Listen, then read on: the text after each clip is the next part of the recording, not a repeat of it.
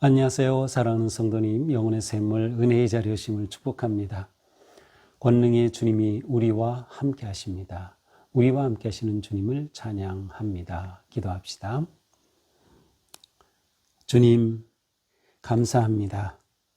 주님의 은혜는 너무도 크고 놀라운 사랑의 은혜이기에 주님의 은혜를 생각할 때마다 저희들은 오직 주님의 그 거룩하시고 아름다운 이름을 찬양하며 구속의 은혜 감사드립니다. 오늘도 주님의 생명의 말씀 간절함으로 주님 앞에 나왔습니다. 이 시간도 말씀으로 저희들을 깨우치시며 새롭게 하시며 우리의 삶이 주님의 은혜 안에서 말씀으로 거룩하고 든든하게 세워지도록 함께하여 주시옵소서.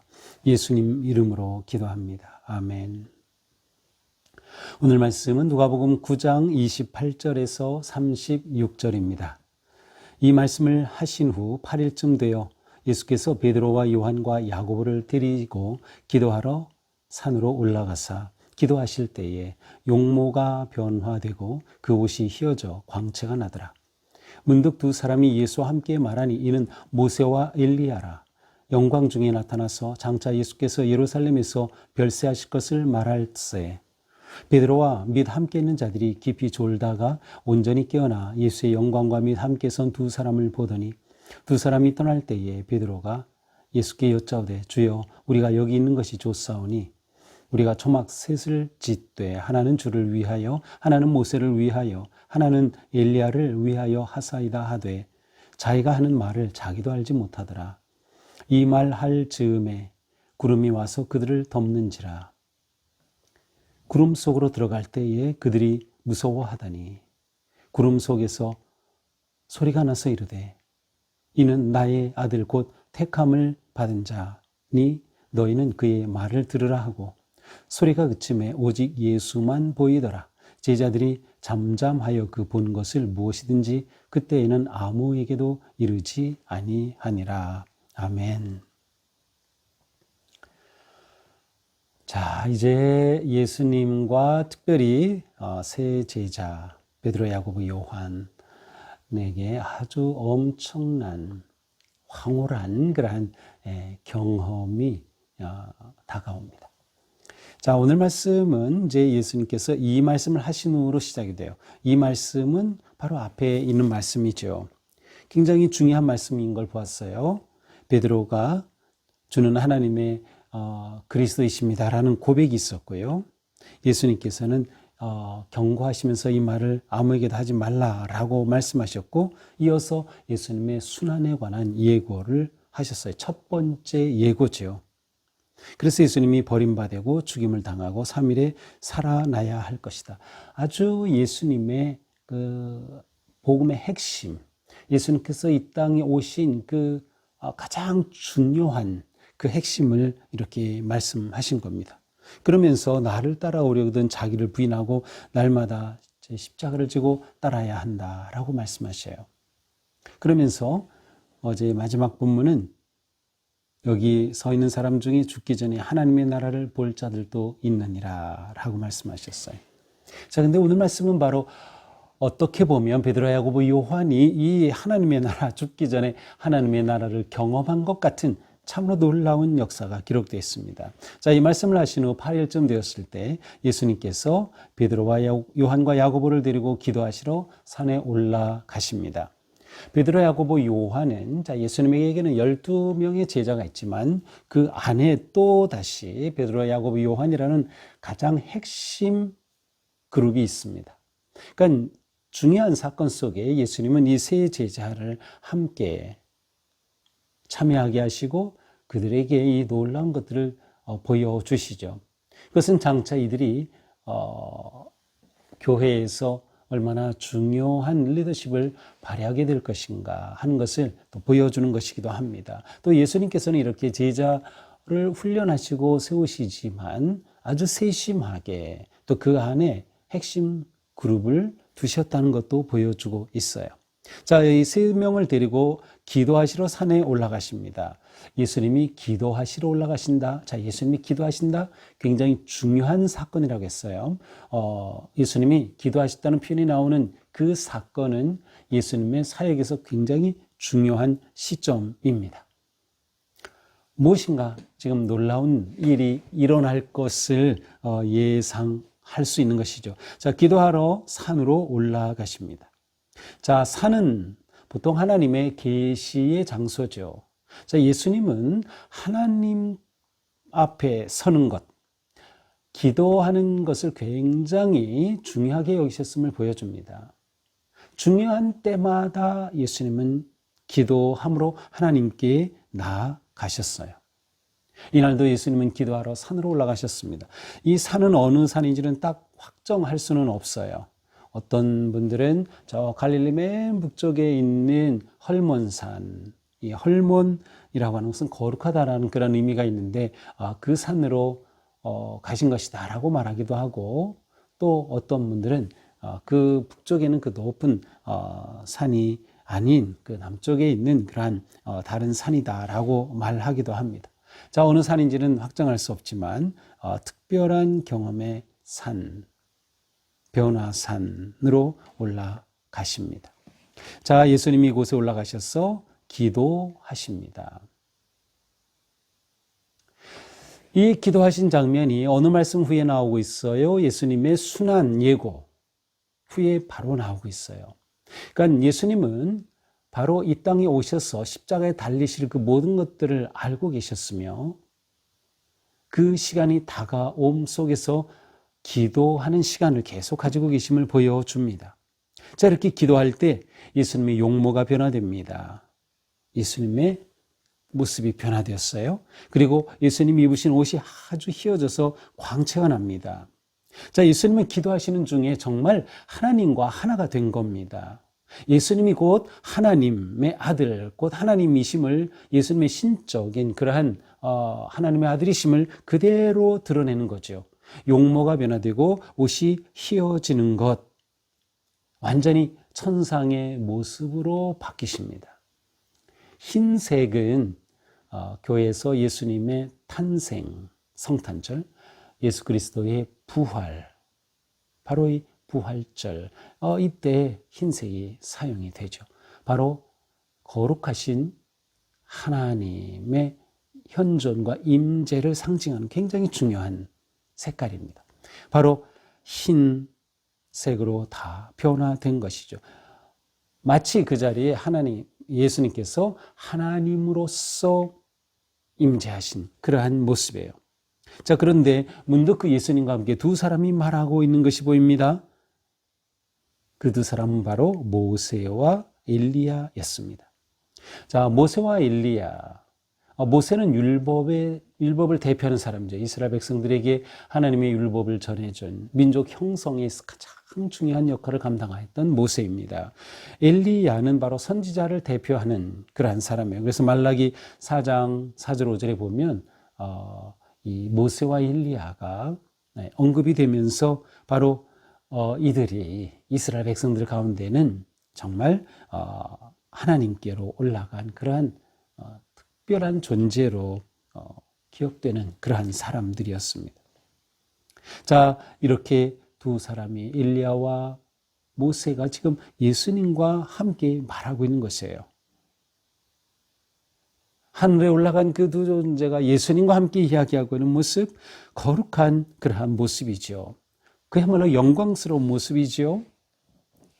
놀라운 광경이 펼쳐집니다.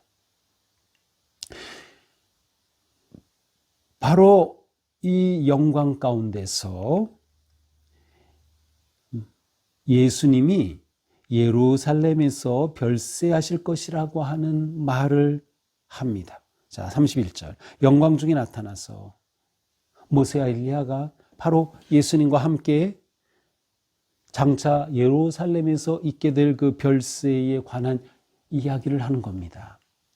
자, 여기서 예루살렘이라고 하는 장소는 우리가 복음서를 읽으면서 예수 그리스도께서 죽으시고 부활하실 곳이라고 하는 것을 항상 생각해야 됩니다. 그러니까 예루살렘은 예수님이 십자가에 달리셔서 돌아가시고 부활하실 곳이에요. 그래서 전체적으로 이제 예수님께서 갈릴리로부터 예루살렘으로 이렇게 옮겨가시는 그러한 이미지입니다. 예루살렘이 가까워질수록 십자가가 가까워지는 것이에요. 그런데 바로 이 예루살렘에서 별세하실 것을 말합니다. 별세라고 하는 이 단어는 신약에 딱 3번밖에 나오지 않아요. 그런데 이 단어가 엑소더스, 탈출이라는 의미가 있어요. 그래서 두 곳에서는 죽음을 가리키기도 하고 또 바로 이 별세라고 하는 것은 그냥 떠난다라는 그런 의미도 가지고 있어요. 그러니까 예수 그리스도께서 십자가에 돌아가실 것, 바로 그것에 관한 말을 하는 것입니다. 또한 이와 함께 예수님의 옷이 희게 되었다라는 것을 통해서 부활로 끝이 아니라 그 후에 그 죽음으로 끝이 아니라 그 후에 일어날 부활에 대한 예고까지도 포함하는 것이죠. 또 이러한 예수 그리스도의 십자가의 죽으심, 별세하심은 궁극적으로 모든 죄의 권세를 끊고 예수 그리스도의 십자가 안에서 새 시대, 자유의 시대, 복음의 시대, 죄로부터 해방된 구원의 역사가 새로 열려지기 때문에 이것이 곧 탈출과 같아요. 엑소더스와 같은 의미이죠. 바로 그러한 대화가 그 가운데 진행이 됩니다. 자, 그런데 이렇게 모세와 엘리야가 나타나서 예수님과 이야기하는 그 동안 베드로와 이 제자들은 졸고 있었어요. 32절, 베드로와 및 함께 있는 자들이 깊이 졸다가 온전히 깨어나서 졸다가 문득 깨어나 보니까 예수님의 영광스러운 모습, 그리고 두 사람이 함께하는 그 황홀한 광경을 보게 된 것입니다. 자, 예수님은 기도하러 산으로 가셨죠. 그런데 제자들은 졸고 있어요. 겟세마네 동산의 이야기와 너무나도 흡사하죠. 이렇게 오늘의 말씀은 예수 그리스도의 십자가와 연관된 그러한 모습을 계속 보여주고 있습니다. 그들이 졸다 이 놀라운 광경을 보게 됩니다. 이 황홀경을 만나게 되는 거예요. 예수님과 함께 있던 이 두 사람이 문득 사라지게 됩니다. 두 사람이 떠나게 되죠. 그때 베드로가 예수님께 말합니다. 우리가 여기 있는 게 너무 좋습니다. 여기에 초막 셋을 지어서 주님을 위해, 모세를 위해, 엘리야를 위해 여기에 초막을 지면 좋겠습니다. 얼마나 좋은지 이곳에 이렇게 초막을 짓고 예수님도 계시고 모세도 있고 엘리야도 있고 이 영광스럽고 황홀한 시간을 그냥 누리고 싶은 거죠. 그냥 그 자리에 있고 싶은 거예요.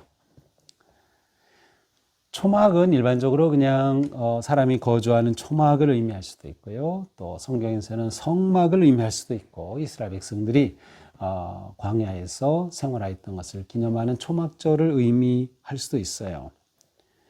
하지만 여기서는 무엇인가 거주할 곳으로서의 초막, 아니면 초막절과 관계된 것과 같이 바로 이곳에 이렇게 초막을 짓고 함께 있으면 좋겠다. 주님께 그렇게 말합니다. 그러면서도 이렇게 말하는 것이 자기도 그 말하면서 무슨 말 하는지 알지 못했다라고 되어 있어요.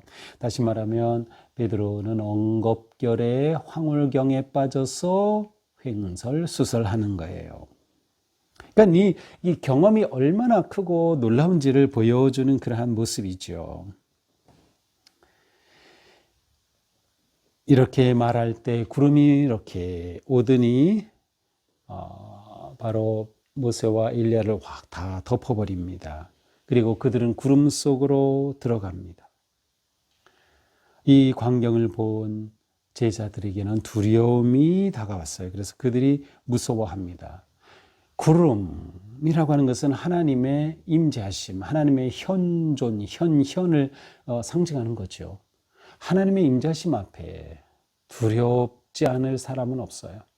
그 앞에 떨림과 두려움과 경외가 나타나게 되는 거죠. 바로 그 순간을 묘사하고 있는 것이에요. 그렇게 구름 속으로 들어갈 때 그들은 무서워합니다.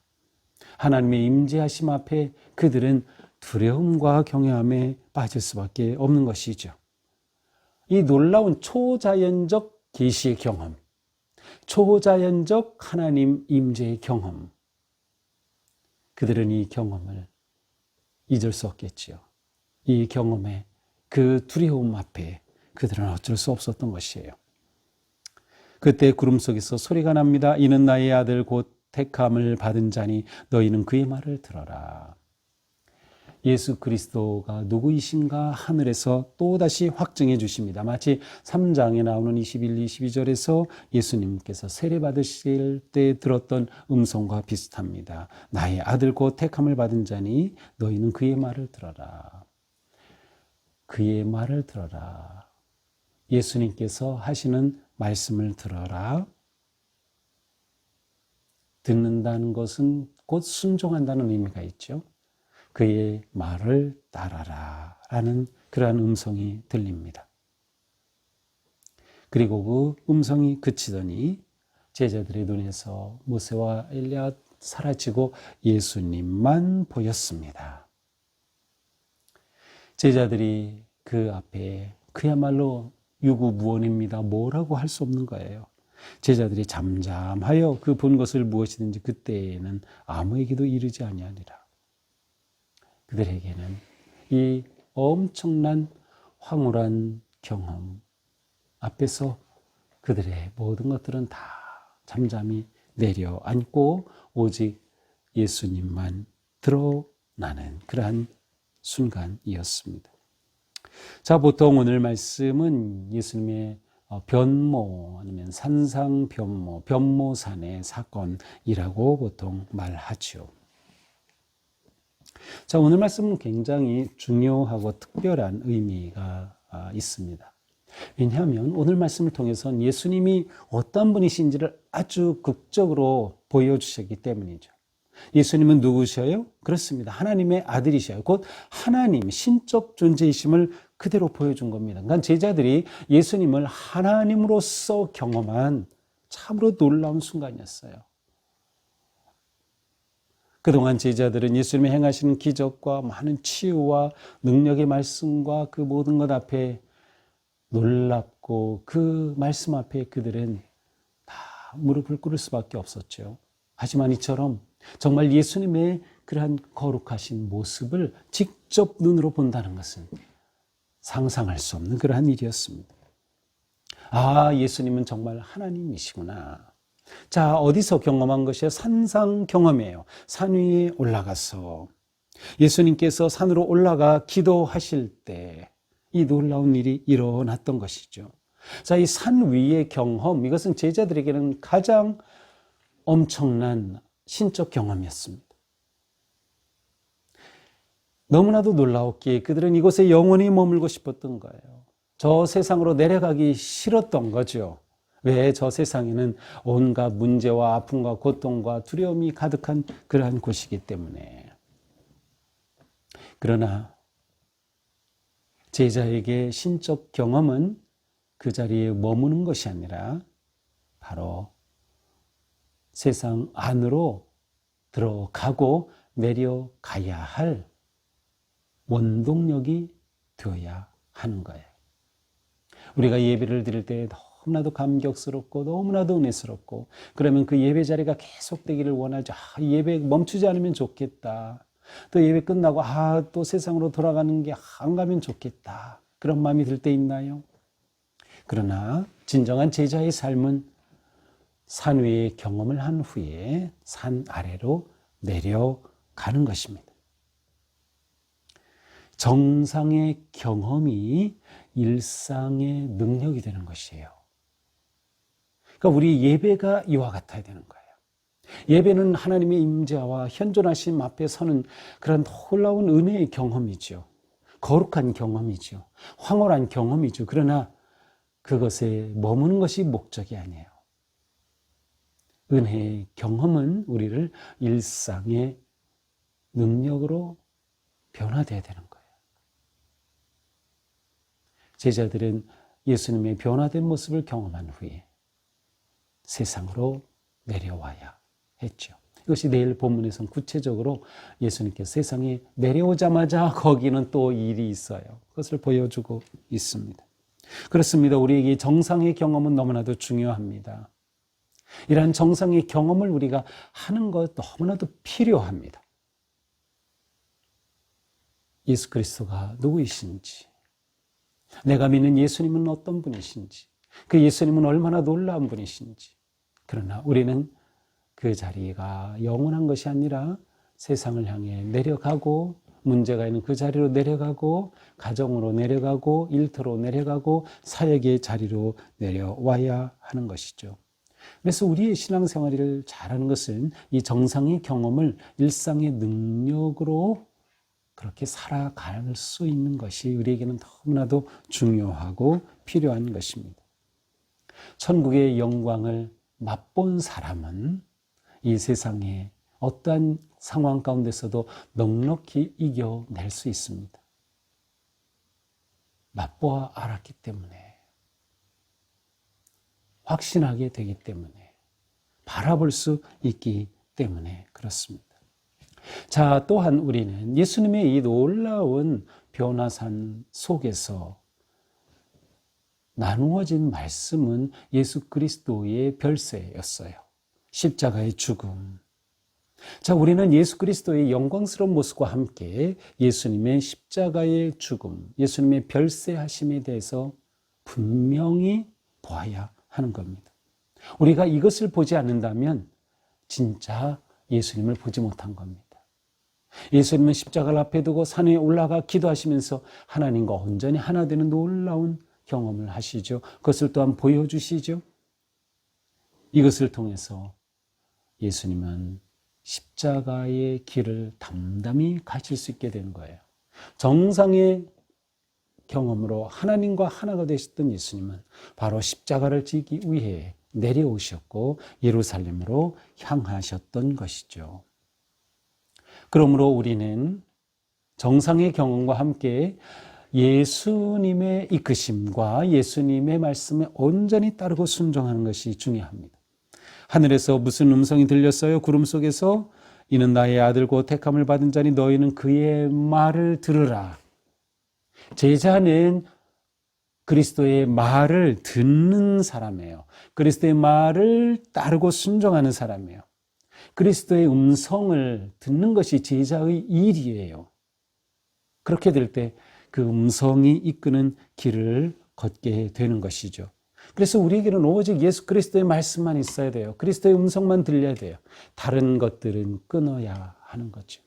오직 그의 말을 들으라. 그렇습니다. 오직 우리는 주님의 말씀만 듣는 것. 이것이 제자의 참모습.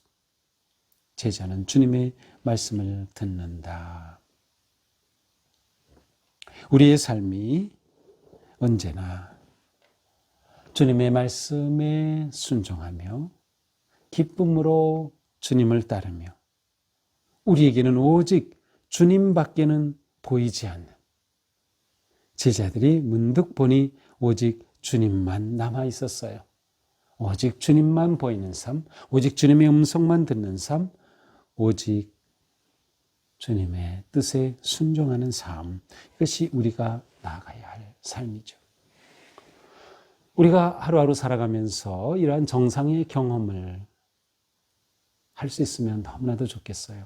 물론 정상의 경험이라고 해서 이 변화산상의 경험처럼 그야말로 최고의 황홀한 그러한 엄청난 경험을 의미하는 것은 아닙니다.